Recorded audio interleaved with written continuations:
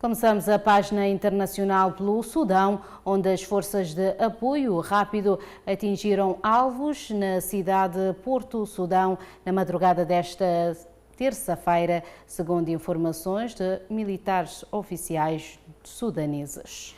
Não há relatos imediatos de vítimas ou confirmação da extensão dos danos.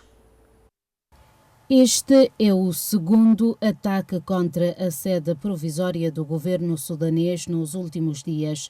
Duas fontes militares disseram à Associated Press, sob condição de anonimato, que as paramilitares do Sudão atacaram na madrugada da terça-feira. Foram divulgadas imagens que mostram nuvens de fumo. O ministro da Informação do Sudão visitou a parte sul do porto, onde, segundo ele, foram atingidos tanques de combustível e condenou os Emirados Árabes Unidos, acusando-os de armar as RSF. O Ministério dos Negócios Estrangeiros dos Emirados Árabes Unidos emitiu um comunicado na segunda-feira, um dia depois dos ataques de domingo, condenando o ataque a instalações civis vitais e infraestruturas críticas em Porto, Sudão e Kassal e denunciando os ataques como uma violação flagrante do direito internacional humanitário.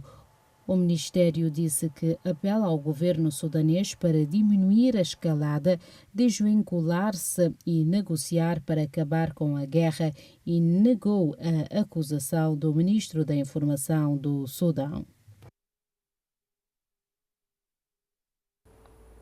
E o ministro das Finanças israelense afirma que a vitória israelense em Gaza irá significar a destruição total do território palestino.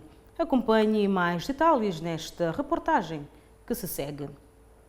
O ministro das Finanças israelense afirmou que uma vitória israelense em Gaza iria significar a destruição total do território palestiniano, governado pelo movimento islamita Hamas, e o deslocamento dos seus habitantes. Questionado sobre a sua visão para Gaza do pós-guerra numa conferência de imprensa no colonato israelense de Ofra, na Cisjordânia ocupada, o ministro argumentou que a população do enclave, depois de ser obrigada a deslocar-se para o sul, começará a sair em grande número para países terceiros. Ainda argumentou que a população da faixa de Gaza será expulsa numa questão de meses, à medida que o exército israelense for implementando o novo plano para o enclave palestiniano, que inclui a expansão das operações militares para conquistar o território. O ministro das Finanças defendeu que a população de Gaza terá de ir para o sul, para uma zona estabelecida onde o Hamas e o terrorismo não estejam presentes. Ainda explicou que esta ocupação prolongada é uma etapa preliminar necessária antes da imposição da soberania israelense sobre o enclave. Primeiro vamos derrotar o Hamas e impedir a sua existência, afirmou. Israel decidiu intensificar a guerra contra o Hamas em Gaza, num plano que inclui conquistar mais território no enclave palestiniano, sitiado e convocar dezenas de milhares de reservistas. O governo de Portugal anunciou a deportação de mais de 4.000 imigrantes por não possuírem os requisitos necessários para residir em Portugal. Os cidadãos já começaram a ser notificados e têm um prazo máximo de 20 dias para abandonarem aquele país. Gerou polémica, dúvidas e preocupações. Portugal vai deportar mais de 4.500 imigrantes ilegais, as primeiras deportações de um total de 18.000 previstas. Uma decisão que surge em plena campanha eleitoral e que muitos consideram ser um golpe estratégico. No entanto, Luís Montenegro garantiu que o governo não acelerou processos de deportação de imigrantes por este motivo. O que é certo é que estes imigrantes têm menos de 20 dias para saírem do país de forma voluntária. Caso caso permaneçam em Portugal, enfrentarão um processo de afastamento coercivo, ou seja, serão expulsos do país. Isto porque os processos de regularização que tinham em curso foram indeferidos, o que prova que não cumpriam os requisitos necessários para residir em Portugal.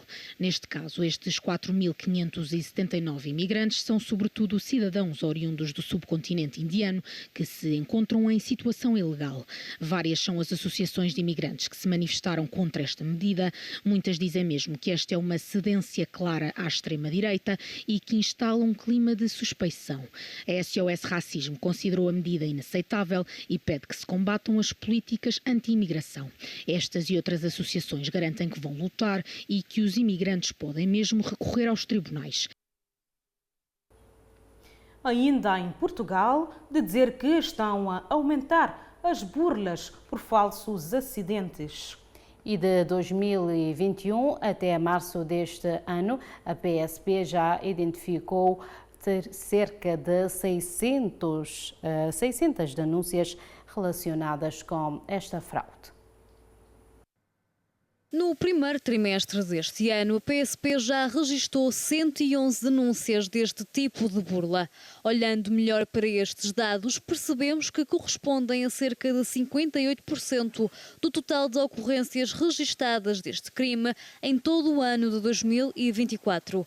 Uma fraude que tem vindo a aumentar e a preocupar a PSP. Mas o que é a burla por acidente? É quando os burlões fingem que as vítimas embateram nas viaturas. Por norma, acontece quando se está a efetuar alguma manobra e, na maioria das vezes, quando estão a fazer marcha atrás. E a abordagem à vítima pode acontecer logo quando está parada dentro da viatura ou em marcha. Nestes casos, os burlões seguem a vítima, fazem sinais luminosos, sonoros ou gestos para chamar a atenção. Depois dizem que a vítima embateu na viatura e pedem compensação imediata em dinheiro pelos danos, usando manipulação e intimidação. Por vezes, há situações em que a burla não envolve viaturas, mas falsos atropelamentos. As vítimas desta fraude são, sobretudo, idosas com mais de 70 anos ou pessoas com dificuldades económicas ou portadoras de doenças. Para evitar a ascensão deste crime, a PSP aumentou os esforços de prevenção. Além disso, as autoridades apelam à população para estar atenta a esta fraude e adotarem comportamentos de segurança. Por isso, se estiver nesta situação, desconfie da abordagem do autor, principalmente caso não queira acionar o seguro e não efetue qualquer pagamento.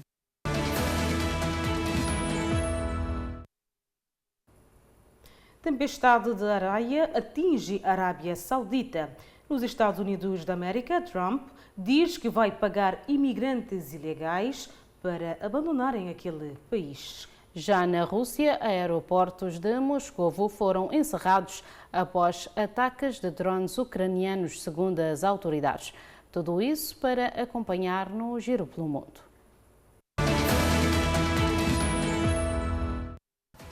Os 4 principais aeroportos de Moscovo foram encerrados durante horas depois da Ucrânia ter lançado pela segunda noite consecutiva vários ataques com drones contra a capital russa.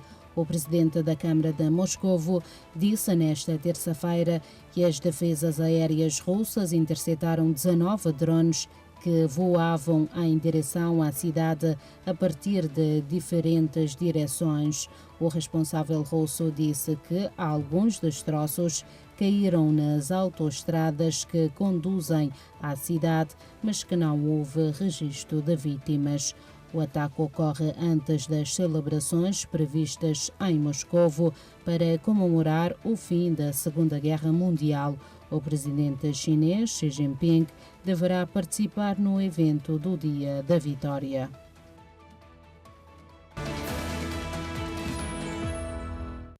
O governo do presidente dos Estados Unidos, Donald Trump, disse na segunda-feira que pagará aos imigrantes ilegais $1.000 para que regressem voluntariamente aos seus países de origem. O Departamento da Segurança Interna declarou num comunicado de imprensa que também pagaria assistência em viagem e que as pessoas que utilizassem uma aplicação chamada CBP Home para informar o governo de que tencionam regressar a casa seriam despriorizadas para detenção e afastamento pelas autoridades de imigração. A administração Trump tem procurado frequentemente apresentar a autodeportação como uma forma das pessoas que se encontram atualmente no país sem estatuto legal garantirem o seu regresso aos Estados Unidos da América numa data futura.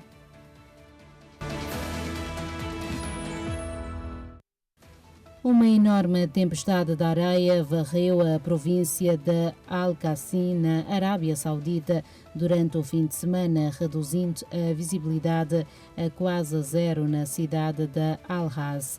A tempestade, impulsionada por ventos fortes, cobriu o céu e obrigou os residentes a permanecerem em casa enquanto nuvens de poeira envolviam a área. Riad, a capital do reino, também foi afetada. Nuvens de poeira varreram a cidade, perturbando a vida cotidiana enquanto as pessoas procuravam abrigo em casa. O Centro Nacional de Meteorologia da Arábia Saudita emitiu avisos antecipados especialmente para Al-Qassim, onde a visibilidade caiu para quase zero. As autoridades aconselharam os motoristas a conduzir com extrema cautela enquanto patrulhas rodoviárias foram mobilizadas para gerir as condições perigosas nas principais estradas.